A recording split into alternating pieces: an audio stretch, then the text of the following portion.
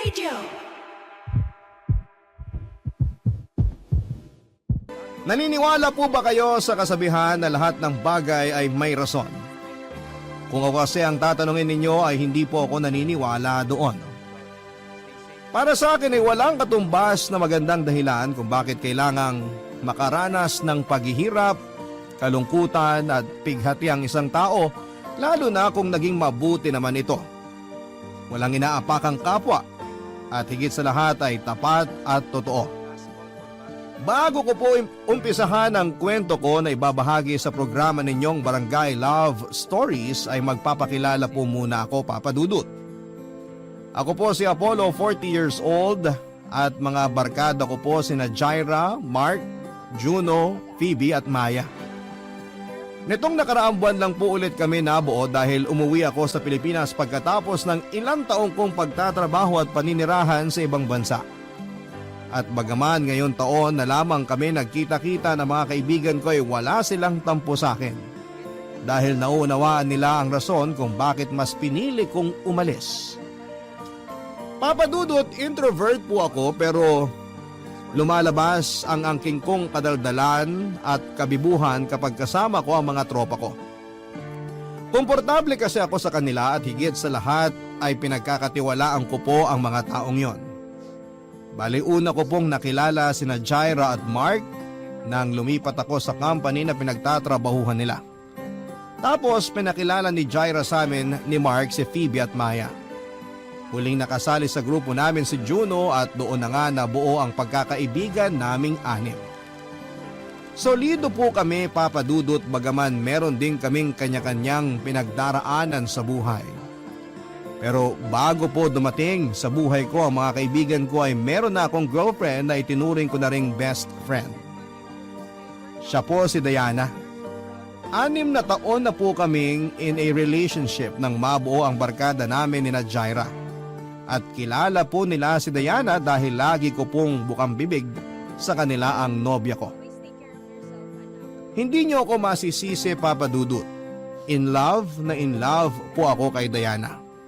Natatandaan ko pa nga hanggang ngayon ang araw na unang beses ko siyang nakita sa school dahil pareho kaming volunteer sa isang non-government organization na nagbibigay ng mga braille books, audiobooks at large prints sa mga SPED pupils at nagbabasa ng mga kwentong pambata sa mga visually impaired, Papa Dudut.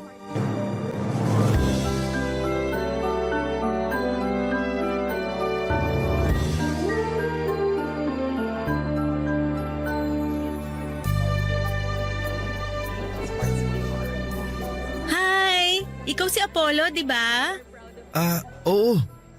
Ikaw naman si Ate Diana? Yun kasi ang tawag sa'yo ng mga bata. Ay, sandali. Meron pa silang isang tawag sa'yo eh. Ate Ganda? Naku, conscious nga ako pag tinatawag nila ako ng ganun. Pero ang cute nila, no? Tinatawag nilang maganda at gwapo yung mga tao, hindi dahil binabase nila sa itsura. Since visually impaired sila, mas binabase nila sa pakiramdam kung maganda o gwapo yung kausap nila. Nakakataba ng puso pag galing sa kanila yung mga papuri kasi alam mong totoo at espesyal. Pero totoo rin naman na maganda ka. Ay, pulero ka ah! Hindi ah.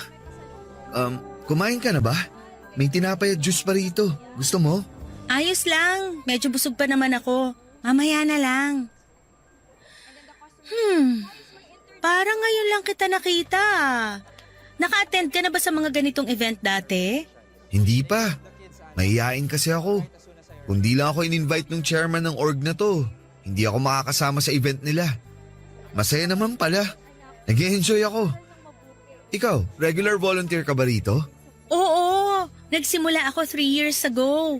Ang ganda rin kasi ng advocacy nila kaya pinaglalaanan ko talaga ng panahon kapag may volunteer work sila para makasama ako. Marami na rin akong nakilala rito, yung iba naging kaibigan ko na. I hope maging magkaibigan tayo at sana makita kita sa next event. For sure, magkikita pa tayo ulit. Kasi natutuwa ako at nag-e-enjoy ako. Iba rin sa feeling kapag nagkakawang gawa ka. Uy, totoo yan. Sabi sa akin ng mama ko, hindi natin kailangang maging mayaman para makatulong sa iba. Yung presence natin at effort, sapat na para pasalamatan kanila. Tama naman, pero mas maganda pa rin kung mayaman tayo para marami tayong natutulungan. Gusto ko yung sinabi mo. In fairness sa'yo di halatang mahiyain ka. Naku, introvert talaga ako. Maniniwala ka ba kung sasabihin ko na introvert din ako? At pareho rin tayong mahiyain? Talaga? Pero ang galing-galing mo makihalubilo at makisama sa ibang tao. Paano mo nagagawa yun kung introvert ka rin? Pinapractice ko yung social skills ko. Basta i-expose mo lang yung sarili mo. Minsan ayos din na lumabas ka sa comfort zone mo para mag-grow ka. Yun kasi ang ginawa ko. Marami akong nakilala ng mga tao na masasabi kong nakatulong sa akin para matuto ng ibang bagay. At the same time, may natutunan din sila sa akin. Give and take kumbaga. Sa bagay, ako kasi kaunti lang mga kaibigan ko. Karamihan sa kanila nakatira na sa malayong lugar, kaya hindi na kami nagkikita-kita. Madalas ako lang mag-isa, hanggang sa nasanay na lang ako. Ayos yan, kasi ganyan din naman ako. Sanay ako mag-isa pero kayang-kaya ko rin pag may kasama. Hayaan mo, masasanay ka rin lalo kapag in-expose mo yung sarili mo. Sige, tatandaan ko ang sinabi mo. Para naman mag-grow din ako at matuto. At para ma-share ko rin ang mga nalalaman ko sa ibang tao, katulad ng ginagawa mo. Ang sarap lang sa pakiramdam pag natuturuan natin sila. Katulad ng activity natin kanina, tinuturuan natin yung mga bata na magbasa at makinig. Pero natutunan din natin sa kanila kung paano maging masaya sa mga simpleng bagay na meron sa buhay natin. Madalas nakakalimutan natin appreciate yung mga maliliit na bagay kasi busy tayo sa mas malalaking plano natin sa buhay. Wala namang masama doon, pero mas mabilis tayong mapapagod at mababurnout. Kaya pala lagi akong stressed lately. Kasi wala akong ibang inatupag kundi trabaho. Nakalimutan kong hindi lang pala doon umiikot ang mundo. Buti na lang talaga sumama ako sa volunteer work na to tapos nakilala pa kita. Medyo gumanang dibdib ko sa pag-uusap natin. Salamat ha. Bigla ka naman yatang nagseryoso. Pero salamat din nakakwentuhan kita. May bago na naman akong nakilala. O paano? Tara na? Mukhang magsisimula na yung second activity natin. Tapos na yata silang kumain. Sige, excited na ako sa susunod na kwentong babasahin natin. Ako kasi ang nakatoka na magbasa. Kinakabahan tuloy ako. Hoy, wag ka nga. Yakang-yaka mo yan. Good luck. Tara. Modernong Maria Clara, ganyan ko po i-describe si Diana Papadudut. Bagaman may pagkamahinhin ay wala pong arte sa katawan ng girlfriend ko. Mabait din siya sa mga bata, mapagmahal kahit sa mga ligaw na aso't pusa. Malambing din ang boses niya kaya hindi kataka-taka na kinagigiliwan siya ng marami. Bukod doon ay sweet din siya at ang bonding namin tuwing linggo ay pagsisimba. Opo, relihiyosa si Diana. At noong nagkakilala kami at nagkakwentuhan ay naglakas loob akong hingin ang number niya para pwede pa rin kaming mag-usap kahit na walang volunteer ang NGO na sinasalihan namin. Binigay naman po sa akin ni Diana ang number niya kaya tuwang-tuwa ako. Nagsimula kaming magpalitan ng text messages at masasabi kong dahilan kung bakit ako napupuyat sa gabi. Pero wala po akong pinagsisihan, Papa Dudut. Nagtatrabaho po bilang executive assistant sa isang pharmaceutical company si Diana, Papa Dudut. May mga oras na sinusundo ko siya sa pinagtatrabahuhan niya. Parang para yayain kumain sa labas o di kaya manood ng sine. At habang tumatagal ang pag-uusap namin ay lumalalim po ang pagkakakilala ko sa kanya. At ang masasabi ko lang ay lalo akong humahanga sa kanya, Papa Dudut. Pareho po kasi kami ng values at moral lalo na sa pamilya. Importante sa amin na i-honor namin ang aming mga magulang dahil silang nagdala sa amin sa mundo. Kaya nga hindi katakataka na nahulog ang loob ko kay Diana. Kabado ako nang aminin ko pa nga sa kanya na gusto ko siya ng higit pa sa isang kaibigan at laking tuwa ko nang sabihin niyang pareho kami ng nararamdaman. Sinabi ko po sa kanya na gusto ko siyang ligawan, bagay na sinang-ayunan naman po niya. At kahit na wala akong masyadong alam sa panliligaw, ginawa ko po ang best ko para makuha ang matamis niyang oo, Papa Dudut.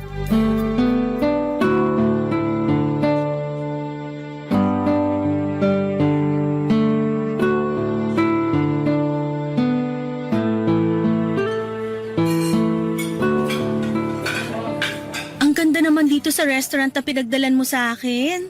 Akala ko hindi ka mahilig lumabas. Saan mo nalaman to? Sa internet. Siyempre nag-research ako. Nagpunta na rin ako rito para tingnan kung totoo yung review nila sa page bago kita inaya.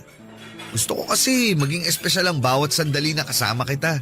Pati na ang lugar na pagdadalan ko sa'yo. Kasi deserve mo yun, Diana. Kung makapagsalita naman to, deserve mo rin ng magagandang bagay kasi mabuting tao ka, Apollo. Alam mo, nung ligawan mo ko, mas nakilala kita ng husto.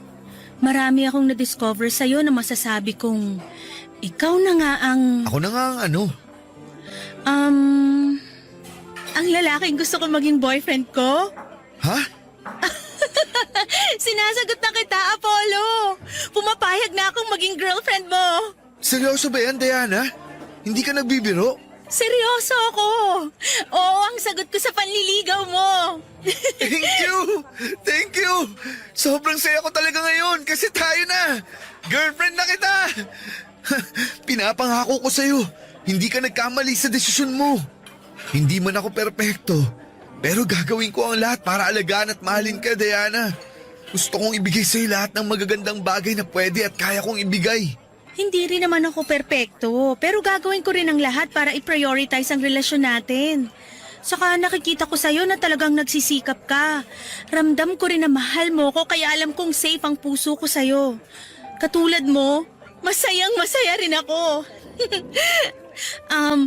Sa katunayan, may gusto akong ibigay sa'yo. Ano yan? Bracelet. Eto, kunin mo. Para sa akin to? Oo, simbolo yan ang pagsagot ko sa'yo para maging boyfriend ko. Special ang bracelet na yan dahil ako ang gumawa niyan.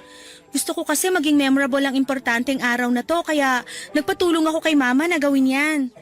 Alam niya na plano na kitang sagutin ngayon kaya sinabi niya sa akin na gumawa ako ng isang bagay na ibibigay ko sa'yo para hindi mo makalimutan ng araw na naging official na tayo. Nakaka-touch naman. Thank you, Diana. Kasi nag-effort ka pa. Na-appreciate ko tong bracelet at ang ganda-ganda. Lagi ko tong isusuot para hindi ko maramdaman na magkahiwalay tayo. Bakit? May plano ka bang mag-abroad? Ha? Wala. Ba't ko naman gagawin yun? Sabi mo kasi kahit magkahiwalay tayo.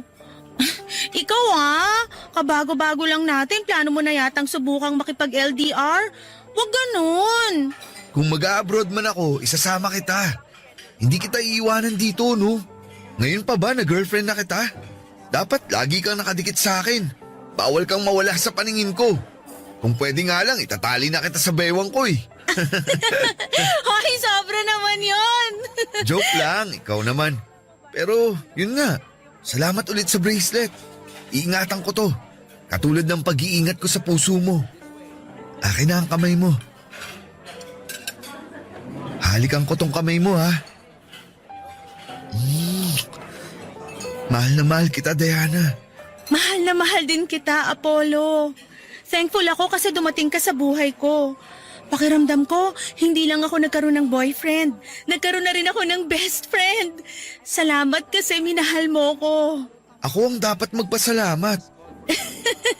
Lalamig na lang tong pagkain natin, hindi pa tayo tapos magpasalamat sa isa't isa. Napansin mo rin pala. Sige, kain na nga tayo. Oo, mabuti pa. Kanina pa ako natatakam sa order natin eh. Sino mag-aakala na ang isang tahimik na lalaki na katulad ko ay magkakaroon ng girlfriend sa katauhan ni Diana, Papa Dudut? Walang pagsidla ng saya ko at kulang na lamang ay humiyaw ako't magtatalon sa tuwa matapos niya akong sagutin. Pakiramdam ko ay nakalutang sa alapaap ang mga paa ko at ayaw ko na pong buwaba pa sa lupa.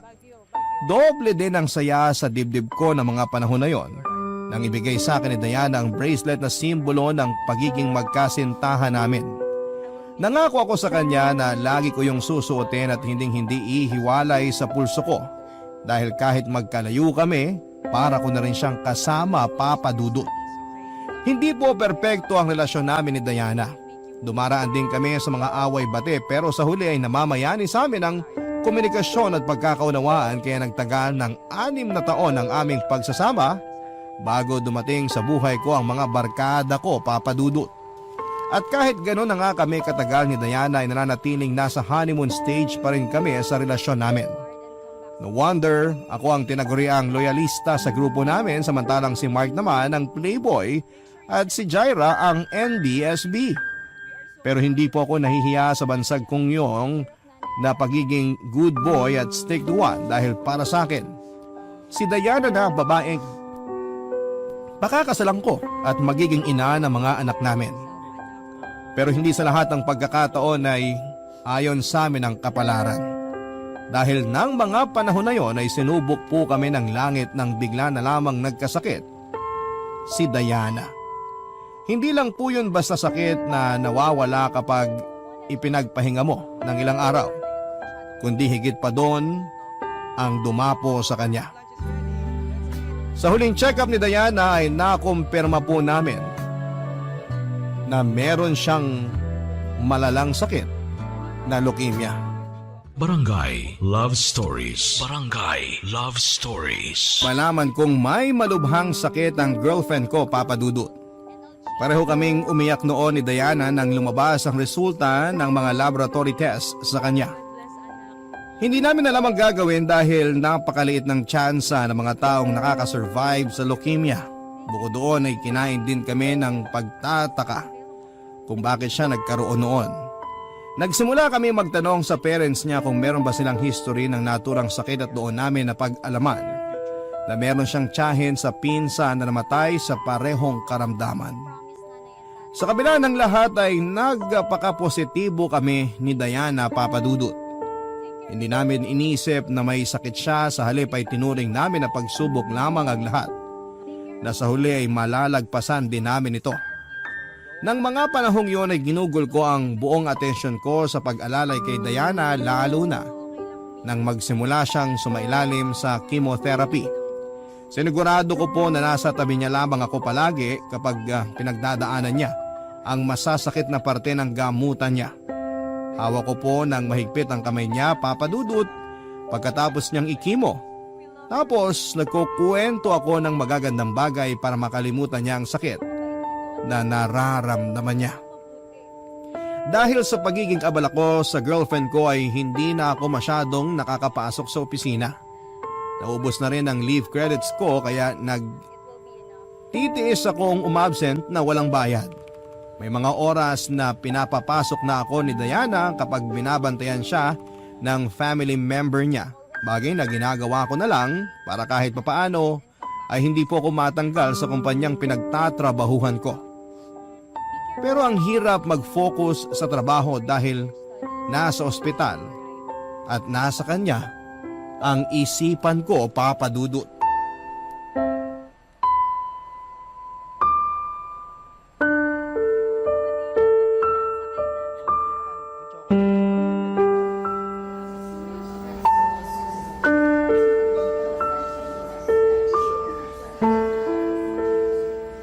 Nakakainis. Bakit kailangan ko pang magkasakit ng ganito? Mamamatay na ba ako? Kasi kung oo, sana ngayon na para matapos na ang paghihirap ko. Hindi ka mamamatay, Diana. Gagaling ka. Kaya dapat sundin mo lang ang bilin sa'yo ng mga doktor mo. Ano pa bang bilin nila ang susundin ko kasi lahat ng sinabi nila ginawa ko na. Pero tingnan mo ako. Walang nagbabago sa katawan ko. Ang payat-payat ko na, Apollo. Nalagas na rin yung mga buhok ko. Ang dami ko pang sugat at pasa sa katawan. Niwala ng lakas ang mga tuhod ko para makatayo mag-isa. Lagi na lang ako nagpapatulong sa'yo, di kaya kina Mama at Papa. Wala na akong silbi. Kaya kami nandito ng mga magulang mo. Para tulungan at alalayan ka, Diana. Hindi ka walang silbi dahil kailangan mo kami. Kailangan mo kami dahil may sakit ka. Naiintindihan ko na nahihirapan ka. Pero sana huwag ka namang magsalita ng ganyan.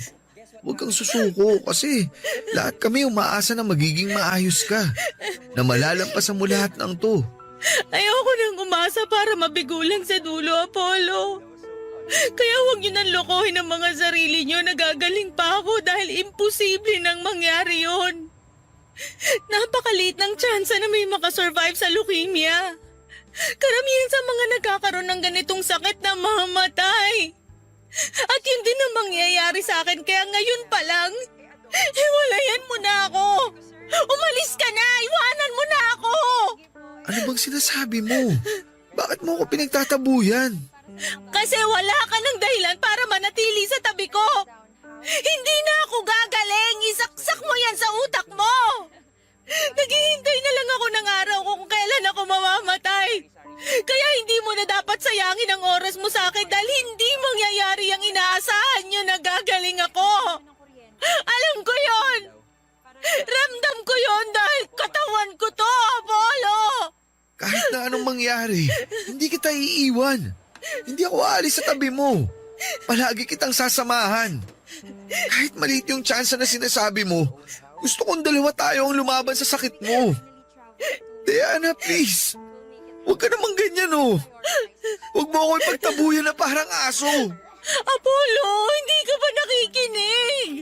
Alin ba sa mga sinabi ko ang mahirap intindihin? Mamamatay na ako! Hindi na ako gagaling!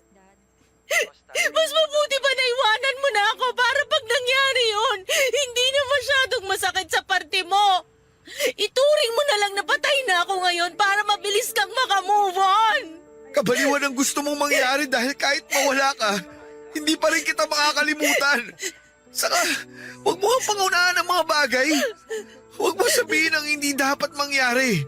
Dahil naniniwala ako na di ka pababayaan ng Diyos. Kung hindi ka kayang pagalingin ng tao, walang imposible sa Kanya, Diana. Alam ko naman yun.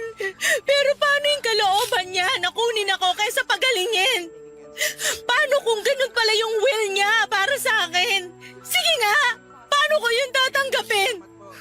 Paano mo yun tatanggapin?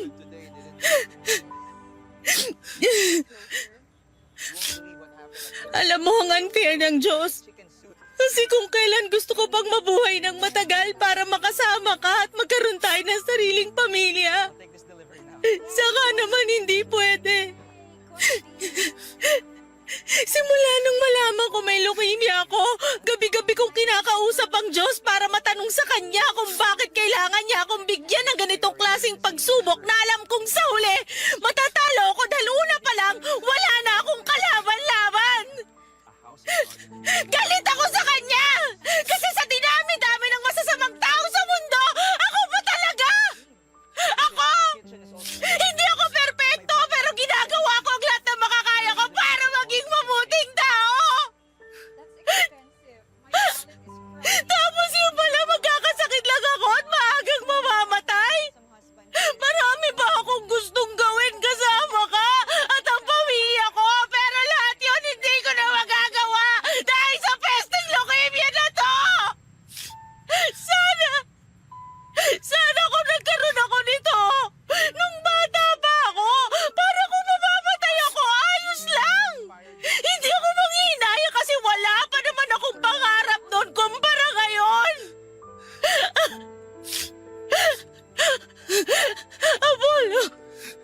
Apollo, natatakot ako! Ayoko magmamatay! Gusto ko pa kayong makasama ng matagal! Hindi ka mamamatay. Magiging ayos din ang lahat, Diana. Kailangan mong maniwala na gagaling ka. Kasi sinusunod mo naman ang mga sinasabi sa'yo ng doktor eh. Ginagawa din nila ang mga kaya nila para maging maayos ang kondisyon mo. Oo, medyo malabo pa sa ngayon yung pag-asa dahil maliit ang tsansa. Pero dapat pa rin tayong maging positibo. Huwag kang mag-alala.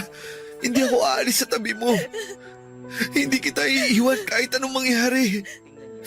Lagi kitang sasamahan sa laban mo. Kasi mahal na mahal kita. Kaya please, huwag mo na akong paalisin. Huwag mo na akong itaboy dahil mas nasasaktan ako. I'm so sorry, Apollo. Hindi ko naman talaga gustong paalisin ka eh. Ayoko, iwanan mo ako. Hindi mangyayari yun. Hindi kita iiwanan, okay? Tahan na, mahal ko. Huwag ka na ring matakot. Dahil nandito lang ako. Naiintindihan ko po si Diana kung bakit niya ako pinapalayo sa kanya. Natatakot siya pero mas takot na takot po ako, Papa Dudut. Kung nararamdaman na niya na mawawala na siya, nararamdaman ko na rin na hindi ko kakayanin. Ni sa hinagap ay hindi ko po naisip na kukunin sa akin ng napakaagang babaeng pinakamamahal ko. Marami pa po kaming pangarap na hindi pa natutupad. Isa na po doon ay ang pakasalan siya at bumuo ng pamilya ng magkasama. Kaya nga kahit anong pagtataboy na ginagawa niya sa akin ng panahong yon ay nanindigan po ako na manatili sa kanyang tabi at nangako ako na kasama niya akong lalaban.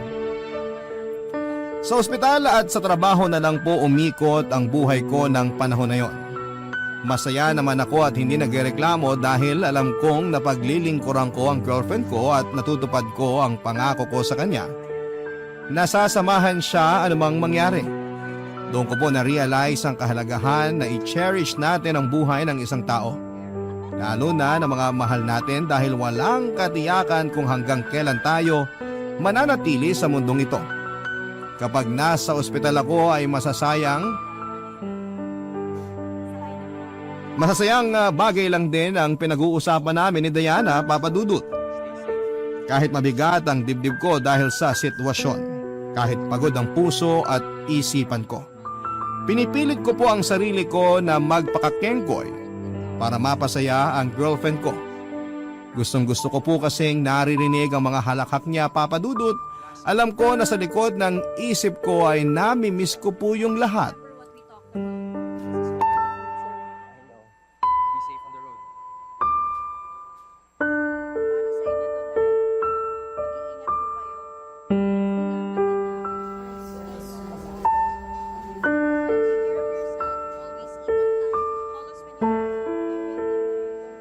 Apollo? Mahal, may kailangan ka ba? Nauuhaw ka ba? O nagugutom? Sorry, nakatulog pala ako. Ayos lang ako. Hindi ako nauuhaw at busog ako. Ayos lang din na nakatulog ka kasi puyat na puyat ka sa pagbabantay sa akin. Obligasyon ko na bantayan ka. Walang kaso sa akin yun. At masaya ako dahil nasa tabi mo ako. Masaya rin ako kasi nasa tabi kita. Ang swerte-swerte ko dahil ikaw ang naging boyfriend ko. Salamat, Apollo, ha? Maraming salamat. Walang anuman. Ikaw talaga. Kumusta? Hindi ka ba makatulog? Medyo.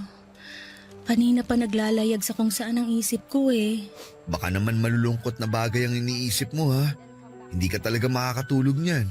Hindi malulungkot ang iniisip ko, puro masasaya. Gusto mo ba i-share ko sa'yo? Oo naman, sige. Kwentuhan mo ko.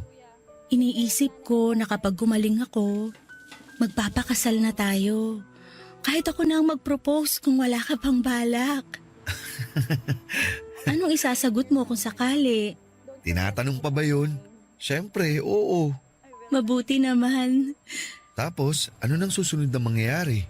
Bubuo tayo ng pamilya. Yung masayang masaya. Palalakihin natin ang mga anak natin ng magkasama.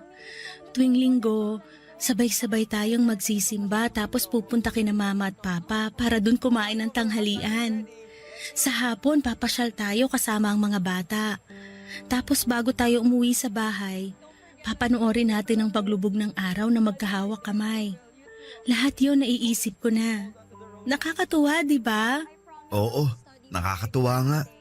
Gustong gusto ko na talagang gawin ang mga bagay na sinabi mo, Diana. Hindi na ako makapaghintay na maging asawa mo. Pangako, paglabas mo rito, magpapakasal tayo. Pangako yan Kasi tatandaan ko yan, Apollo. Itaga mo sa bato. Kaya dapat magpagaling ka. Dapat magpalakas ka. Kumain ka ng mabuti.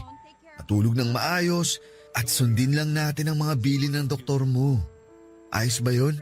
Oo naman, pero kung sakaling hindi na ako gumaling at hindi na natin matupad lahat ng mga sinabi ko, sana wag mo kong kakalimutan ha. Diana naman, ano bang sinasabi mo? Gusto ko lang magbilin hanggat kaya ko pa. Hanggat meron pa akong lakas na magsalita kasi ayokong umalis nang hindi nasasabi sa iyong mga to. Kaya hayaan mo na muna akong magsalita, Apollo. Ay, Mahal na mahal kita. Alam ng Diyos na ikaw ang lalaking gusto kong maging asawa. Pero kung hindi na mangyayari yun, piliin mo pa rin maging masaya. paano ako magiging masaya kung wala ka na? Parang ang hirap naman ang pinapagawa mo sa akin. Alam ko, pero hindi mo pwedeng itali sa akin ang sarili mo lalo na kapag wala na ako rito sa mundo. Dahil unfair yun sa'yo. Marami ka pang bagay na pwedeng maranasan. Huwag mong hayaan ang sarili mo na malungkot at magluksa habang buhay. Hindi yun ang gusto ko, Apollo. Gusto ko na piliin mong maging masaya. Kung kinakailangan mong magmahal ng iba, gawin mo. Sa kanya mo to pa rin ang pinangako mo sa aking pamilya. Kapag nag-promise ka na gagawin mo yon, ayos na ako. Panatag na ako. Ayoko, Diana. Ayoko umalis ka. Ayoko iwanan mo ako. Hindi ko kaya. Please naman, oh. Lumaban ka. Lumaban ka para sa akin. Para sa pamilya mo.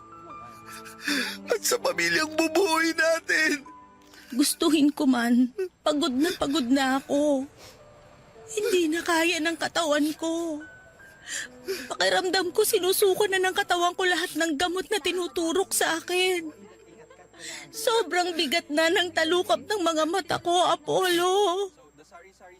Gusto ko na lang matulog. At huwag nang gumising kung makakaramdam lang din ako ng ganitong klaseng sakit.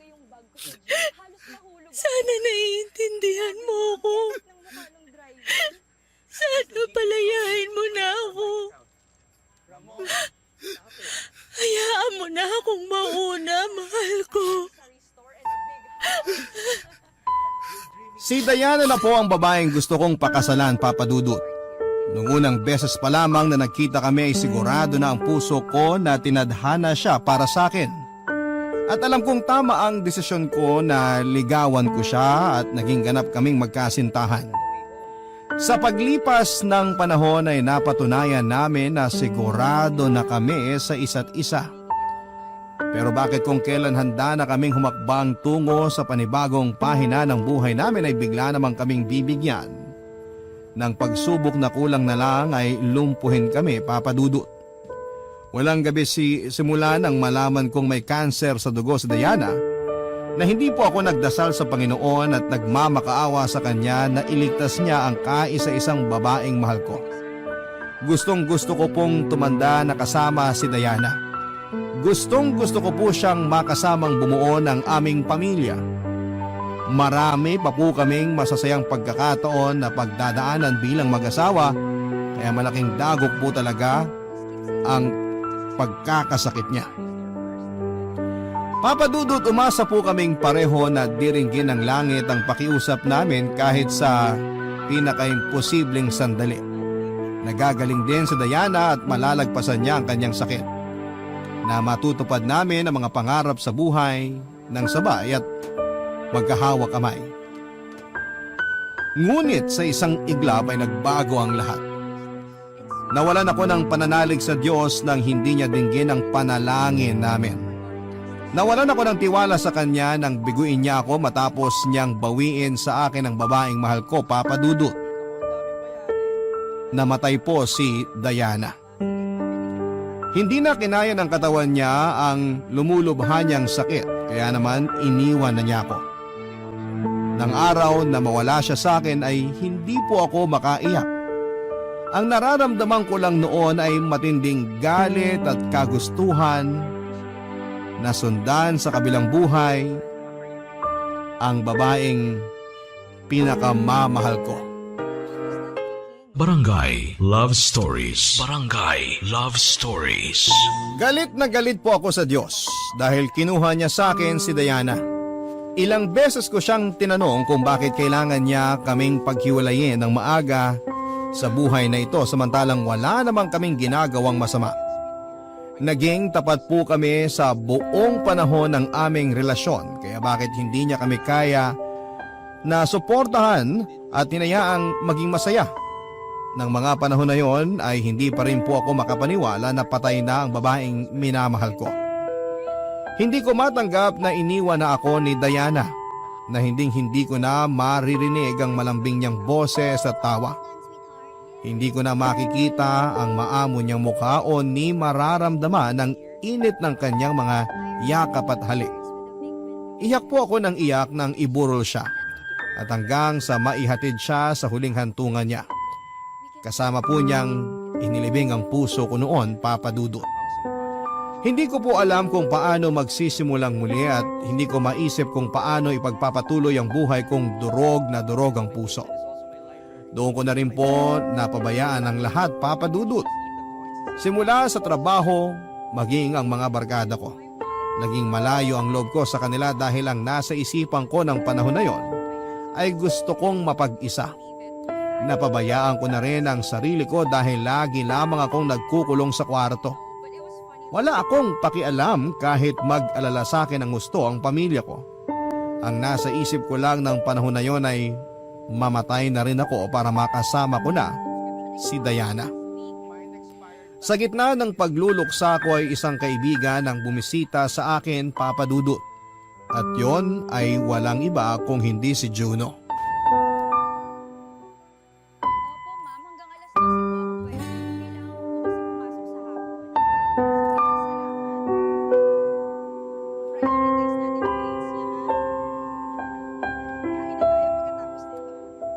Juno, sorry ha. Hindi ko masyadong nasasagot ang mga text nyo ng barkada sa akin. Ano ka ba? Huwag ka masyado mag-alala dun. Naiintindihan namin ang pinagdadaanan mo. Sa totoo lang, alalang-alala kami sa'yo. Kaya pinapunta nila ako rito para kumustahin ka. Hindi nga lang namin alam kung tumatanggap ka na ng bisita.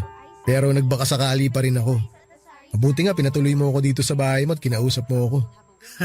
Sakto ang dating mo. Naiinip na akong mag-isa. Kailangan ko talaga ng makakausap. Sakto, di ba? Yun talaga ang purpose ko kung bakit ako nandito eh. Hindi ako makausad, Juno. Nahihirapan ako mag-move on sa pagkawala ni Diana. Kahit na sinabi niya sa akin nun na gusto raw niya ako maging masaya. Parang ang hirap namang gawin nun. Paano ba ulit maging masaya kung wala na yung taong dahilan kung bakit ako umingiti at tumatawa? Paano ulit maging maayos kung alam kong hindi na babalik sa dati ang lahat? Pakiramdam ko, bumalik ako sa simula. Hindi ko na kilala ang sarili ko, Juno. Dahil sa pagkawala ng babaeng mahal ko. Alam mo bro, hindi ko sasabihin na naiintindihan kita kasi ikaw ang eksaktong nakakaramdam niyan. Pero alam ko na hindi talaga madaling mawalan ng mahal sa buhay, lalo na kung malapit sa puso mo. Pero bro, kung hihingin mo ang payo ko, ang masasabi ko lang, idaan mo sa proseso ang pagluluksa mo. Hayaan mong malungkot ang sarili mo dahil yun ang tamang pakiramdam eh.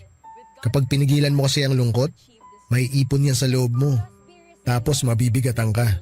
Kaya ikaw din ang mahihirapan.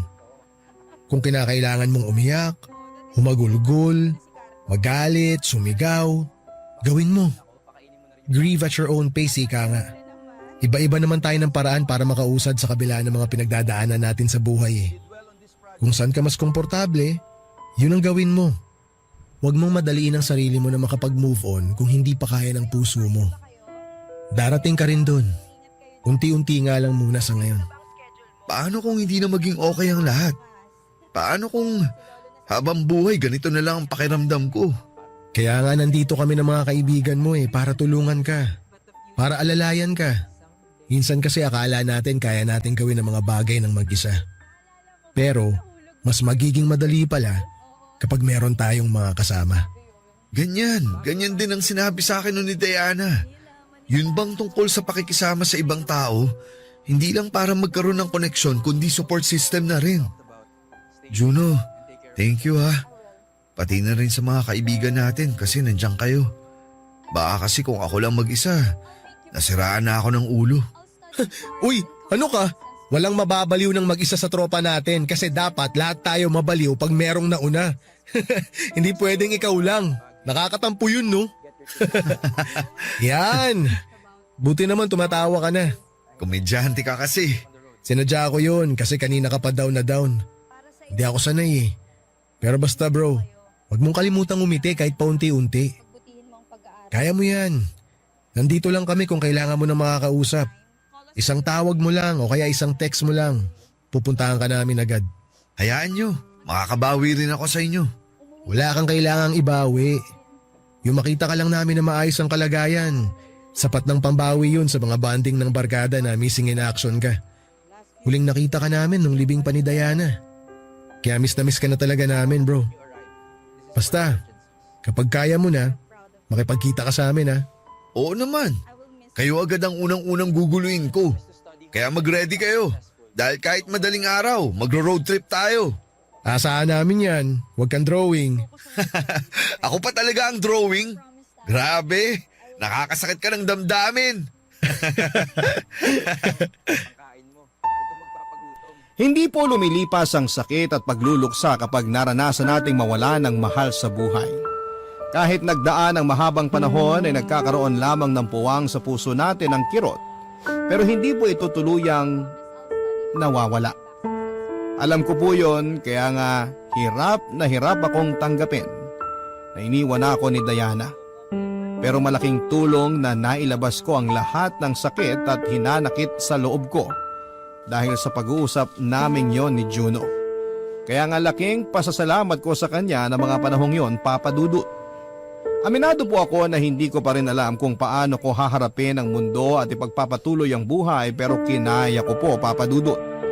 Pagkalipas ng 2 linggong pagluluksa, nagbalik trabaho na ako bagaman hindi pa buong buo ang sarili ko.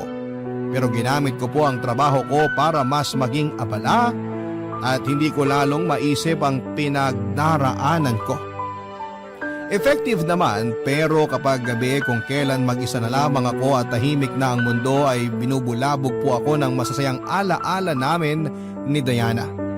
Hindi ako pinapatulog ng matinding kalungkutan at para bang patalim na paulit-ulit akong sinasaksak ng katotohanan na hindi ko na siya makakasama sa buhay na ito. Hindi po ako mapasaya ng kahit na anong okasyon ng mga panahong yon, Papa Dudut.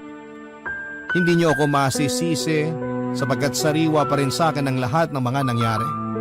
Mabuti na lamang dahil kahit papaano ay nandyan ang mga kaibigan ko. Malaki ang naitulong nila sa akin para malibang ako habang nagmo-move on. Hanggang sa sumapit nga ang Valentine's Day ng February 2018 kung saan ay nagkita-kita kami at nagkaroon ng pakulo si Juno tungkol sa isang time capsule.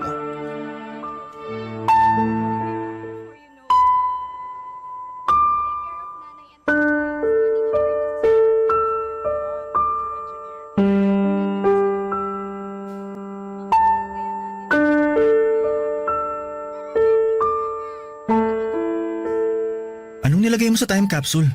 Yung bracelet na binigay sa akin ni Diana.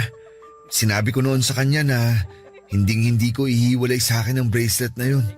Dahil kahit magkalayo kami, para ko na rin siyang kasama. Ibig bang sabihin yan, pinapalaya mo na siya? Hindi ko pa kayang palayain si Diana. Pero gusto kong magsimula ng panibagong buhay nang hindi na siya kasama. Pero hindi naman ibig sabihin nun, kinakalimutan ko na siya.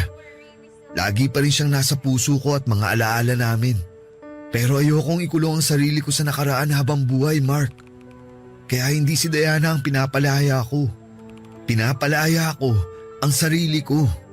Gusto kong palayain ang sarili ko sa lungkot para naman maging masaya na ako. Ang tapang mo, Apollo. Hanga ako sa iyo kasi pinipilit mong lumaban at magpatuloy sa kabila ng mga nangyari. Alam kong mahirap yan pero hindi ko alam kung gaano kahirap sa parte mo. Hindi mo nagugustuhin malaman pa kung gaano kahirap ang pinagdaanan ko, bro. Kaya ang payo ko sa'yo, huwag ka nang malito. Kung si Megan talaga ang itinitibok ng puso mo, mahalin mo siya ng gusto. Araw-araw mong iparamdam kay Megan na mahalaga siya, na deserve niya ang magagandang bagay sa mundo. Gawin mo yun habang magkasama pa kayo. Oo, gagawin ko yun. Salamat sa mga sinabi mo. Sana ikaw din. Kung sakaling dumating yung araw na magmamahal ka ulit. Sa akin mo pa talaga sinabi yan, kilala mo ako kapag nagmahal, di ba? Oo nga pala. Ikaw at si Phoebe ang loyalista sa barkada. Sabi niyo nga. Pero alam mo, mukhang matagal pa bago ako magmahal ulit. Kasi kahit sinabi ni Diana na ayos lang na ma-inlove ako ulit sa ibang babae, hindi ko pa kaya. Hindi ko pa siya kayang i-let go. Di mo naman kailangan madaliin yun. Bigyan mo lang ng time ang sarili mo na i-process ang nangyari. Baka hindi mo nga mamalayan, okay ka na. Naka-let go ka na. Yan din ang sinabi sa akin ni Juno. Na kapag hinayaan kong makaramdam ng tamang emosyon ng sarili ko, mas magiging madali ang paghilom. Talaga? Sinabi niya yun? Alam mo, ang talino talaga niyang si Juno. Tahimik lang yan pero ang daming alam tapos ang lalim pa ng mga salita. Siya rin kasi nagpayo sa akin nung nasa ospital ako. Kaya thankful ako dahil kaibigan natin siya. Ako rin bro, sa totoo lang. Thankful kasi nakilala natin siya. Ikaw, kumusta naman ang puso mo ngayong Valentine's Day? Eto, nalilito. Pero unti-unti nakukuha ko na yung mga sagot sa mga tanong ko. Siguro kailangan ko nalang lakasan ang loob ko na harapin yung bagay na sinusubukan kong takbuhan. Naks naman, mukhang nag-mature ka na nga. Tama yan, huwag kang laging takbo ng takbo. Tapangan mo ang loob mo. Panindigan mo ang dapat mong panindigan. Kayang-kaya mo yan, ikaw pa ba? Inuto mo pa ako, Apollo. Hindi kaya. Dahil dyan, magyosi muna tayo habang hinihintay natin dumating si Phoebe. Ano, Jika?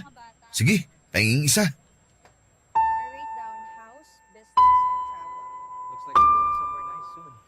Kapag nawala sa atin ang taong mahal natin ay kailangan natin silang palayain. Kaya nga ang inilagay ko sa time capsule ay ang bracelet na ibinigay sa akin noon ni Diana matapos niya akong sagutin. Hindi po yon nangangahulugan, nakakalimutan ko na siya at ang masasaya naming alaala. Pero yon ang unang hakbang para matanggap ko sa puso ko na imposible na kaming magkatuluyan sa buhay na ito. Ayoko pong ikulong ang sarili ko sa bagay na habang buhay kong ikakalungkot, bagaman hindi ako naniniwala na may magandang rason ng kapalaran kung bakit niya ako pinahihirapan.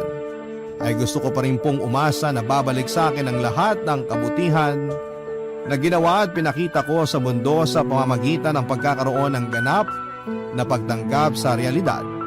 Na hindi lahat ng nagmamahalan ay nagsasama ng matagal para sabay na tumanda habang pinapanood ang paglubog ng araw. Alam ko rin po na hindi ako makakausad sa lugar kung nasaan ang dahilan ng pagkalugmo ko. Kaya naman nag-decide po akong umalis sa trabaho ko at mag-ibang bansa. Ilang taon din po akong tumira sa abroad habang nagtatrabaho at neto lang 2023 ako nagkaroon ng lakas ng loob na umuwi sa Pilipinas para balikan ang mga masasakit na alaala na iniwanan ko. Bittersweet, ganyan ko po ilalarawan ang pakiramdam na nangibabaw sa akin ng unang beses akong tumapak sa lugar kung saan ay nakalibing ang dalawang taong mahalaga sa buhay ko. Ang kasintahan ko at ang kaibigan namin. Sa kasalukuyan ay di hamak na mas magaan ang pakiramdam ko kesa noong una, Papa Dudut. Unti-unting natatanggap ko na sa puso ko ang mga nangyari at inahayaan ko na po ang sarili ko na maging masaya. Kung tatanungin niyo po ako kung may plano ba akong umibig ulit ay meron po ang sagot ko. Hindi ko naman po tuluyang sinasarado ang puso ko na maranasang magmahal at mahalin sa ikalawang pagkakataon. Una sa lahat ay gusto ko pong bumati ng isang maligayang araw ng mga puso sa ating mga kabarangay. May jowa man o wala. Naniniwala po kasi ako na hindi lang para sa mga couple ang araw na ito. Dahil para rin po ito sa mga single na ang mga ka-Valentines ay ang kanilang pamilya. Tawagin niyo na lamang po ako sa pangalang Mark, 37 years old at nakatira sa Laguna. Isa po ako sa mga kaibigan ni Jaira at paborito naming pakinggan ang programa ninyong Barangay Love Stories. Ang kwento ko po ay tungkol sa mga naranasan ko sa buhay na may kinalaman sa aking pamilya, sarili at pagkakaibigan naming anim. Sana po ay magbigay po ito ng aliw, kumurot sa puso at kapulutan ng aral at inspirasyon ng mga kabarangay natin. Papadudot magsisimula ang lahat noong taong 2017 kung saan ay nagtatrabaho pa ako sa isang opisina sa Maynila. Middle child po ako sa 3 magkakapatid at may kaya ang pamilya namin. Kumbaga hindi po kami namumroblema sa pera dahil arkitekto ang daddy ko samantalang doktor naman si mami. Pero sa kabila ng almost perfect naming pamilya, neglected child po ako. Masyado kasing mataas ang expectation ng parents ko sa akin dahil matalino at magaling sa lahat ng bagay ang kuya ko. In fact, noong nagsabog ang langit ng talento ay nasalo niya lahat. Nasabi ko po yun kasi abogado si kuya at ang malala pa, overachiever din ang bunso naming babae na sinundan ng yapak ni mami sa pagiging doktor. Kaya nga hindi katakataka na paborito siya ng mami namin tapos si kuya ang paborito naman ni daddy. Ako hindi masyadong matalino, hindi rin madiskarte at hindi ko rin alam ang passion ko. Napakalayo ko sa mga kapatid ko, Papa Dudut. Tapos maloko pa ako kaya hindi rin ako nakapagtapos ng kolehiyo. Kaya ayon bumagsak ako sa pagiging empleyado na ang sweldo ay sapat lamang pero hindi kayang bumuhay ng anak at asawa.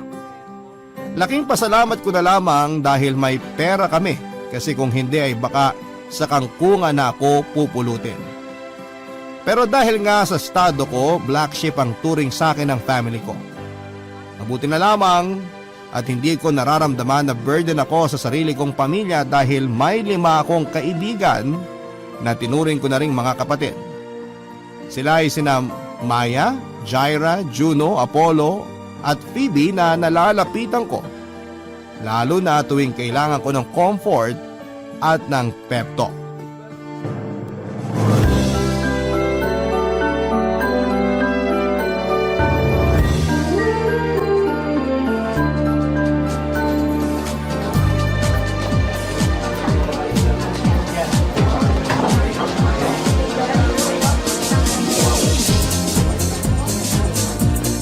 Hoy, dahan-dahan lang naman sa pag-inom. Baka mamaya gumapang ka na pa uwi. Sige ka, hindi kita tutulungan. Bahala ka dyan. Sobra ka naman. Parang wala tayong pinagsamahan ah. Hindi na ba ako malakas sa'yo ngayon porque... Oo, wag mo nang ituloy. Baliw. Basta, wag ka lang masyadong magpakalasing. Magtira ka ng pang-uwi natin kasi iiwanan talaga kita. Oo na. Sandali. Wala na ba talagang darating sa mga kaibigan natin? Wala na. Si Jaira kasama si Phoebe.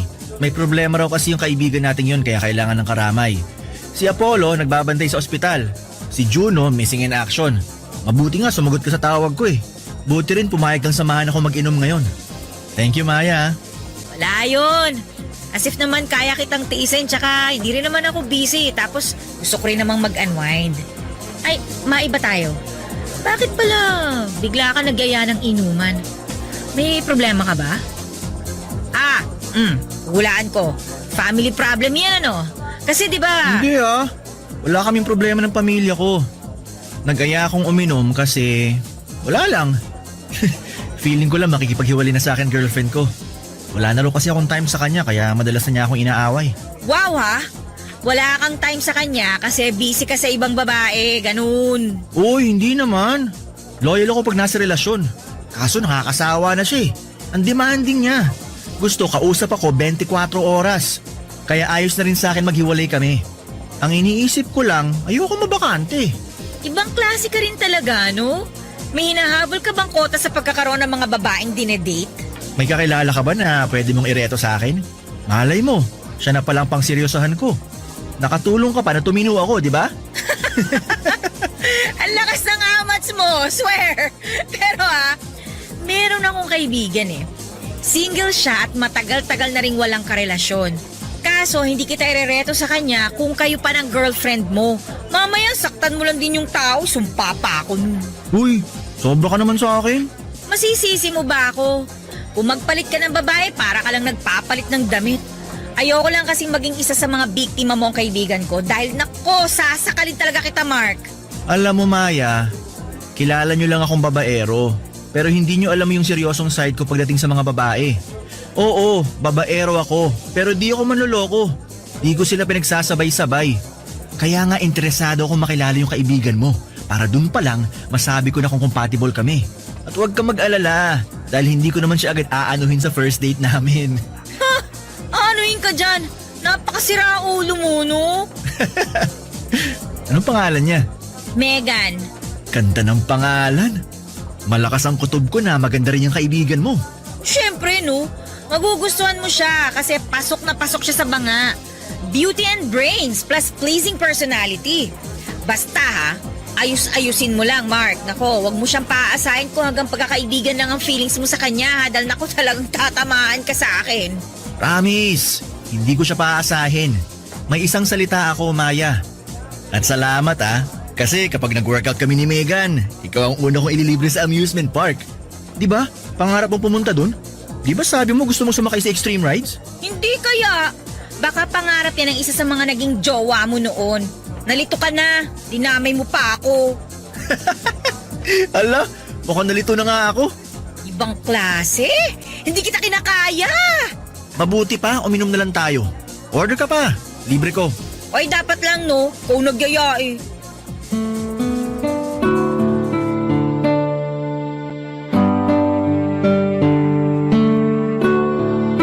Papadudot, kilala po ako ng mga kaibigan ko na may pagka-playboy. Ako ang tinagurian nilang maloko sa grupo namin kasi nga ay babaero ako. Hindi po ako proud sa alias na yon at sa katunayan ay hindi ko ginusto na maging ganon ang impresyon ng mga tao sa akin. Kaso pinangatawanan ko na lamang. Pero lahat naman ng bagay ay may dahilan kung bakit natin ginagawa, hindi ba? Sa kaso ko ay madalas kong hanapin sa mga babaeng nakakarelasyon ko yung pagmamahal na hindi ko kailanman naramdaman sa pamilya ko, Papadudot. Sa bahay kasi namin ako yung laging nakakalimutan o etsapwera. Kumbaga kahit na hindi ako umuwi ng ilang araw ay hindi ako hahanapin ng mga magulang ko. Kaya para ma-validate ang feelings ko ay nakikipag-fling po ako sa iba't ibang babae. Yun po ang nagsilbi kong defense mechanism para maranasan kong mahalin naman ng ibang tao kahit panandalian lamang. Sa kabila ng lahat ay hindi ako pang seryosohan na klase ng karelasyon. Pero nag-iba po ang ihip ng hangin matapos ipakilala sa akin ni Maya ang kaibigan niyang si Megan. Napakaganda po ni Megan, Papadudot. Para siyang anghel na buwaba sa lupa. Kung sa pisikal na usapan ay napaka-perfect niyang babae, nasa kanya rin ang mga katangiang tipo ko sa isang babae tulad ng pagiging morena, balingkinita ng pangangatawan, makinis ang kutis, mapupula ang labi at may magagandang pares ng mga mata. Ang lakas po talaga ng tama ko sa kanya, Papadudot, tapos may sense pa siyang kausap. Kumbagay, nadja-jive kami kaya nasabi ko sa sarili ko na siya na ang babaeng seseryosohin ko at hinding-hindi ko sasaktan.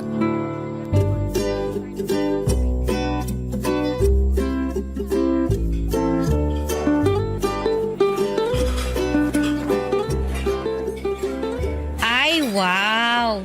May fa-fancy restaurant ka yata, Mark. Anong meron, Aber? Tsaka ako lang talaga in-invite mo? Mamaya isipin ng mga tao dito, nagde-date tayo Charot. Swerte mo naman kung i-date kita. Alam mo, puro ka kalokohan. Ikaw lang niyaya ko kasi may gusto kong itanong sa'yo personally. Naku, yan tayo eh.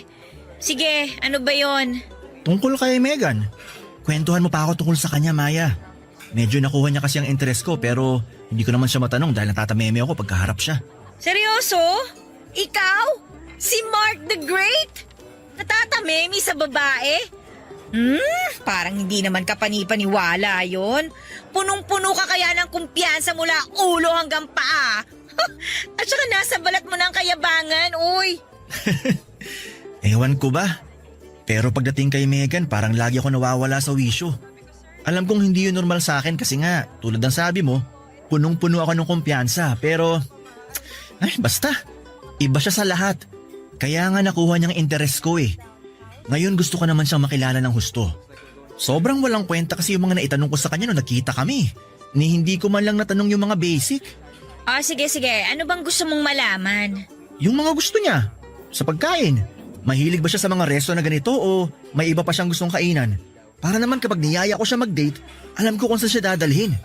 May paborito ba siyang pagkain? Saan siya may allergy para maiwasan kong bilhin? Ba? Ayos ah. Mukhang interesado ka nga sa kaibigan ko. Tinamaan ka? Sagutin mo na lang kasi mga tanong ko, Maya. Please naman oh. Oh well, hindi naman maselan si Megan pagdating sa pagkain. For sure, ma-appreciate niya kapag dinala mo siya sa mga mamahaling restaurant katulad nito. Pero mas komportable siya sa mga normal lang. Yun bang hindi masyadong sosyal? Wala naman kasing arte sa katawan ng babaeng yun eh. Kaya niya mag-adjust, pero kung ako sa'yo, tanungin mo rin siya. Communication is the key pa rin. Okay, noted. Sa pagkain, ang alam ko may allergy siya sa mani eh. Favorite niya chicken. Kahit na anong luto, adobo, tinola. More on Filipino food ang taste niya. Ay, mahilig din pala siya sa Indian food. Mahilig din siya sa gulay, seafood. Kaya nga sexy yun eh, tsaka ang ganda ng kutis. Sa dessert naman, ang consistent niyang ino-order kapag pumupunta kami sa mga coffee shop, tiramisu. Mahilig kasi yun sa kape, kaya kahit dessert niya, may kape. Wow, salamat. Mukhang magkakasundo nga kami kasi mahilig din ako magkape. At mahilig ka rin mambabae. Noon yun, no? Hindi na ngayon kasi nandyan na si Megan. Ay nako, ayusin mo talaga Mark ha. Pangatawanan mo ang kaibigan ko at wag na wag mo siyang sasaktan ha. Oo naman, magtiwala ka sa akin. Kilala mo naman ako eh. Willing kong talikuran ng pagiging loko-loko kasi dumating na ang babaeng siseryosohin ko. Naniniwala naman ako na magagawa mong magseryoso sa isang babae kaya nga hindi na ako nagdalawang isip na ireto siya sa'yo eh. Tsaka masaya rin ako kasi nakikita ko yung effort mo para mas makilala yung kaibigan ko. Sana kayo na nga ang endgame. Sana kayo yung magkatuluyan sa huli. Pero basta ha, maid of honor ako sa kasal nyo. Sure, at yan din naman ang gusto ko pag nagkataon. Pero sa ngayon, magpapa-impress muna ako sa kaibigan mo. Kailangan hulog na siya sa akin para mabilis nang maging kami. Wow ha, galawan mo talaga pang babaero. Hindi ko tuloy alam kung paano kita naging kaibigan eh. Ikaw naman, huli na para magsisi ka kasi magtutropa na tayo, no? Tsaka ngayon ka pa talaga luminya ng ganyan pagkatapos ng lahat. Ewan ko sa'yo. Mabuti pa kumain na lang tayo, kanina pa ako nagugutom. Sige lang, magtanong ka pa ng mga gusto mong malaman tungkol kay Megan para mas makilala mo pa siya ng gusto. Yun! Yan ang gusto ko! Interesado po talaga ako kay Megan Papadudut. Kaya ako na mismo ang nakipaghiwalay sa current girlfriend ko at that time. Total ay doon din naman papunta ang relasyon namin. Bale, inunahan ko lamang siya kasi nga ay plano ko na noong kaibiganin si Megan at makipaglapit ng husto sa kanya. Nang mga sumunod na araw ay dineskartihan ko na po si Megan. Nandyan yung niyayaya ko na siyang kumain sa labas at mamasyal, bagay na pinauunlakan naman niya. Doon ko naramdaman na may pag-asa ako sa kanya, Papadudut. Hindi naman po sa pagmamayabang pero guwapings naman kasi ako at malakas ang karisma. Pero alam kong hindi ako pwedeng magloko dahil lagot ako kay Maya, kaya nga inassure ko siya na malinis ang intensyon ko sa kaibigan niya. Dumating po yung point na sinimulan ko ng ligawan si Megan, Papadudut. Desidido kasi akong patunayan sa kanya na totoo ang feelings ko at willing akong paghirapan ang matamis niyang oo. Hindi nga nagtagal ay sinagot niya ako at naging opisyal na naging magkasintahan kami. Corny man sa pandinig ng iba. Pero ako na yata ang pinakamaswerteng lalaki sa balat ng lupa dahil girlfriend ko na si Megan. Wala pong araw na hindi ako nagpapasalamat sa Diyos at kay Maya dahil nakilala ko ang isang babae na sure na akong pakakasalan ko pagdating ng panahon. Barangay Love Stories. Barangay Love Stories. Almost perfect mga kapuso, ganyan ko po i-describe ang relationship namin ni Megan. Kumbaga, hindi na namin kailangang kilalanin ng matagal ang isa't isa dahil ramdam na namin na may koneksyon kami. Sobrang compatible po namin at malayong malayo sa mga babaeng nakakarelasyon ko. Kumbaga, noong ko lang naramdaman yung spark na hindi ko nakita noon sa iba kundi kay Megan lamang. Opo, tama kayo, sobrang in love na ako sa kanya. Bago sa akin yung pakiramdam kasi hindi ako sanay dahil hindi ko naman po ito kinamulatan sa loob ng pamamahay namin. Kumbaga, nasabi ko na lamang sa sarili ko na capable po pala akong magmahal ng isang tao. At yun nga po ay sa katauhan ni Megan. Napaka-komportable po kasi niyang kasama. Hindi niya binabaliwala ang nararamdaman ko sa tuwing nagkukwento ako sa kanya, maliit man o malaking bagay. Sa bahay man namin o sa opisina. Pinakikinggan niya po akong mabuti at napaka-attentive niya, Papa Dudut. Hindi rin po mababa ang tingin sa akin ni Megan at ramdam na ramdam ko na mahal niya rin ako katulad ng pagmamahal ko sa kanya. Kapag binabalikan ko ang alaala ng una naming pagkikita hanggang ngayon ay kinikilig pa rin ako. Siyempre dahil masaya ako ng panahon na yon. Gusto ko po yung ibida sa mga kaibigan ko.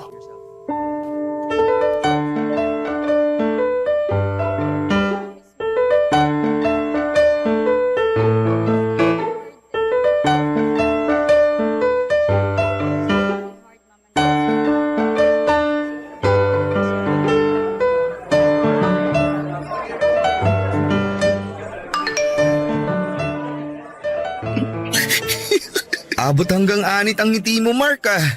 Uy, mapupunit na mukha mo. Mukhang alam ko na kung bakit siya ganyan. Wow! May lahi ka pala manghuhula, Juno. Kahit naman hindi ko hulaan, halatang halata ka. Eh ano ba kasi yun, Mark? Parang may gusto kang sabihin pero hindi mo naman masabi. Tsaka kanina pa namin napapansin ng ngiting wagas ka dyan sa kachat mo. Don't tell me may bago ka na namang babae ha, samantalang kakasabi mo lang sa GC natin, nakipag-break ka na sa jowa mo. Well, tama ka dun, Jaira. Nakipag-break nga si Mark sa girlfriend niya. Pero, tama ka rin dahil may bago na siya. Wow! Ang bilis naman! Para namang di natin kilala tong tropa natin. Galawang breezy to eh. Correction. Si Megan ang huling babaeng mamahalin ko. Siya na rin ang pakakasalan ko pagdating ng araw. So, totoo nga na may Megan ka. Seryoso ba yan? Baka mamaya ibang pangalan na ng babae ang binabanggit mo sa amin sa susunod na magkita tayo ha? Seryoso ako sa kanya, Juno. Huwag kang ano. Para sa akin, si Megan na ang the one. Actually, yan din ang akala ko, Juno. Pero mukhang tinamaan talaga si Mark sa kaibigan ko eh. Kaya nga sabi ko, kapag nagpakasal sila, kunin nila akong maid of honor. Sa bagay, malay natin. Maging katulad na ni Apollo tong si Mark. Yun bang loyalista at marunong makontento sa isang babae? Pero bro, good luck sa inyo ni Megan ha. Sana magtagal kayo. Salamat. Gusto ko rin talaga na magtagal kami. Mature na talaga ang kaibigan nating to. Bakit parang pinagsakluban ng langit at lupa ang itsura mo, Jaira? Di ka ba masaya para kay Mark at Megan? Ha? Ako pa ba? Ganito lang talaga ang itsura ko pero happy ako para kay Mark. Pareho pa sila ng initials ni Megan, meaning meant to be talaga sila. Bakit kami? Pareho din naman kami ni Mark na letter M ah. Meant to be naman tayo ah. Meant to be na maging magkaibigan. Tama ka na nga. Mag-focus ka na lang sa bagong M sa buhay mo. Pero sobrang saya namin para sa'yo Mark. Congrats. Pero mas magiging masaya kung ililibre mo pa kami. Total, para na rin nating sineselebrate yung newfound love mo. Sige lang, order lang kayo. Si Maya magbabayad. Hoy, ang kapal mo ah. Si Jaira daw may sagot. Layasan ko kaya kayo. May regla ka ba, girl? Ba't ang sungit mo? Baliw! Anong masungit? Imahinasyon mo lang yun. Maya, mabuti pa wag mo nang asarin tong si Jaira. Senyasan mo na lang yung waiter kasi o-order ako ng atsara. Nakakaumay si Mark eh. Kanina pang ngiti ng ngiti. Ay nako, iba na talaga ang in love. Tapos may ka-Valentine pa. Swerte mo nagkataon na may chicks ka ngayong Valentine's. Nako basta Mark, umayos ka. Si Mark pa ba? Never naman ako nawalan, no? Kahit undas, may love life ako. Ay naku, yabang talaga grabe. Ang hangin! Ah, ganon. O di hindi ko kayo ililibre. Oy, charot lang, ikaw naman. Uy, say sorry to our Mark the Great na guys. Sayang ang libre. Sorry po, kamahalan.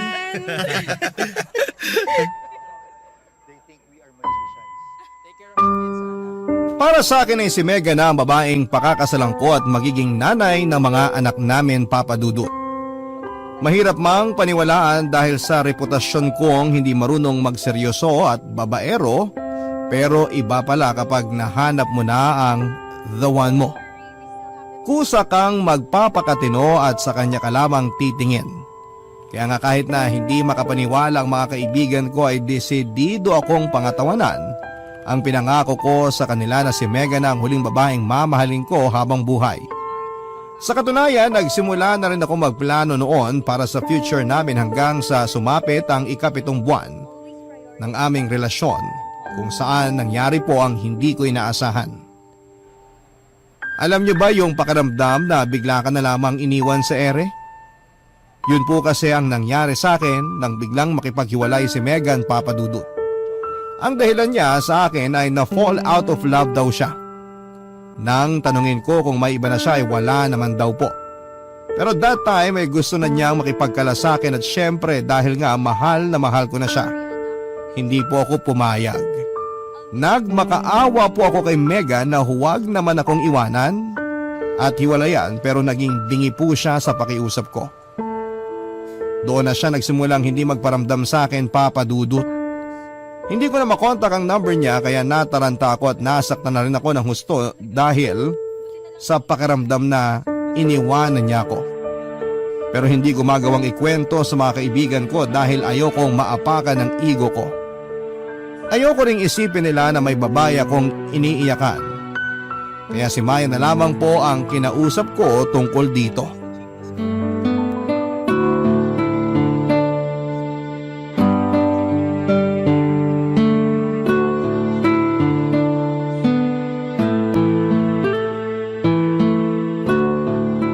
Hi Maya, busy ka ba? Medyo. Sandali, ba't malungkot ang boses mo? Malungkot talaga ako. Sa sobrang lungkot ko, wala akong ganang pumasok sa office. Anyari sa'yo? Wala ka naman sakit? Wala. Pero masakit ang puso ko. Tsaka napatawag ako kasi gusto kong itanong kung magkasama ba kayo ngayon ni Megan. Hindi kami magkasama sorry. Ano bang meron? Hindi ko kasi siya makontak eh. Nakablock na rin ata ako sa messenger niya. Hindi ko na alam ang gagawin ko. Para akong masisiraan ng ulo. Tapos nakipag-break pa siya sa akin. OMG, hiwalay na kayo? Baka naman kasalanan mo. Oy, Mark ha? Wala akong ginagawang masama. Siya ang nakipaghiwalay. At pumayag ka naman. Akala ko ba mahal mo?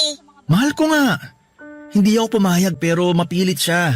Ayoko naman ipagpilitan yung gusto ko kasi nakikita kong ayaw na talaga niya. Sige nga, kung ikaw nasa posisyon ko, saan ka lulugar? Magpapaubaya ka rin tulad ng ginawa ko. Pero miss na miss ko na siya, Maya. Gusto ko siyang kausapin. Gusto kong isalba pang relasyon namin kasi hindi ko kayang mawala siya sa akin.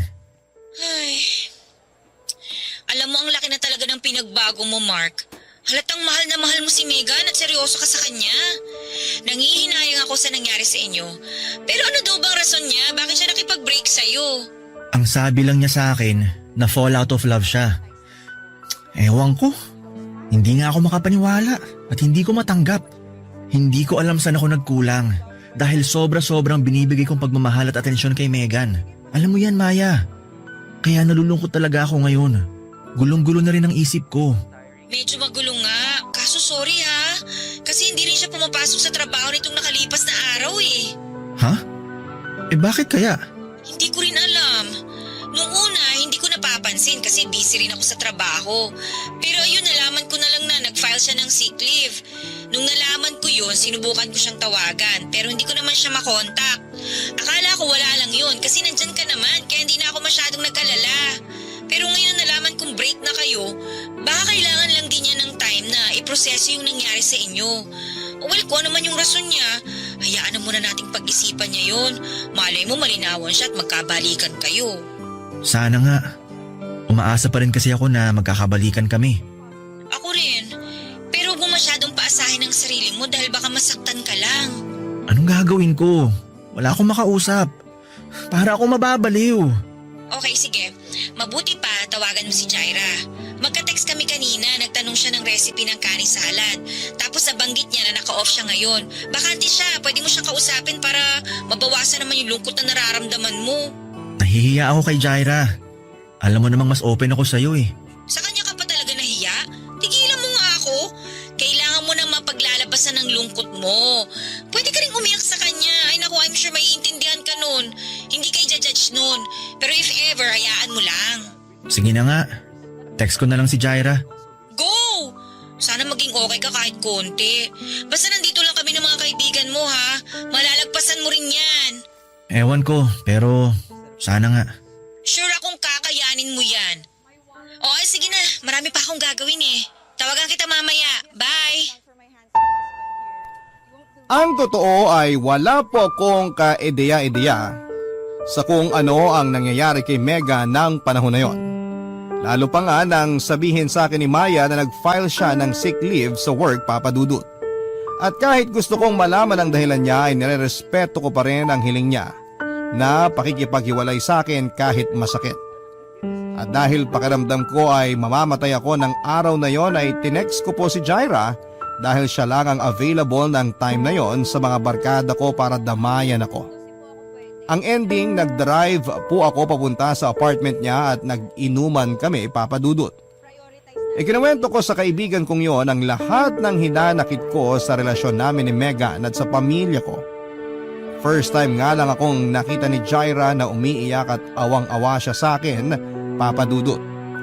After ng inuman, natatandaan ko pa na nagpaalam na ako kay Jaira na uuwi pero dahil lasing na ako ay hindi siya pumayag. Sa katunayan, bilang kaibigan ay sinabi niya na doon na lamang ako sa apartment niya matulog. Bale, sa sala niya ako pinuwesto at nahiga ako sa may sofa. Pero hindi ako dinalaw ng antok ng gabing yon dahil mas nangingibabaw ang sakit na nararamdaman ko bunga ng paghihiwalay namin ni Megan.